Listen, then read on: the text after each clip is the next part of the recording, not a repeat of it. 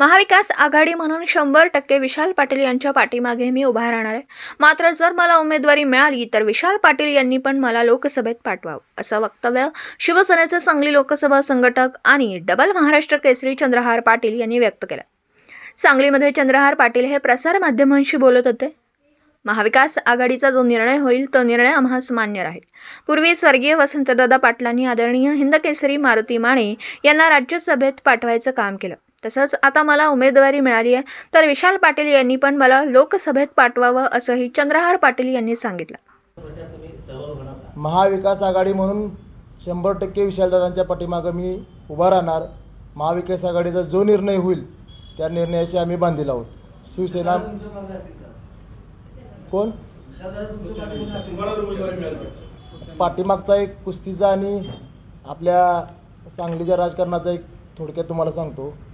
स्वर्गीय वसंतदादा पाटलांनी आदरणीय हिंदकेसरी मारुती माने भाऊंना लोकसभेत पाठवायचं काम केलं तर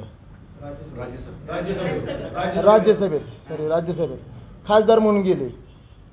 तसंच महाविकास आघाडी म्हणून ज्यावेळेस शिवसेनेला जागा सुटेल त्यावेळी आदरणीय वसंतदादांचे नातू असणारे आदरणीय विशालदादा त्यावेळेस एका हिंदकेसरींना राज्यसभेवर पाठवलं होतं वसंतदादांनी. त्याच वसंतदादांचे नातू आदरणीय विशालदादा आज एका डबल महाराष्ट्र केसरीला संसदेत पाठवतील ह्याचा मला ठाम विश्वास आहे. एकंदरीत महाराष्ट्राचं वातावरण बघता आधीचे नेते वागत होते ते आताचे नेते वागतील असं वाटतंय का?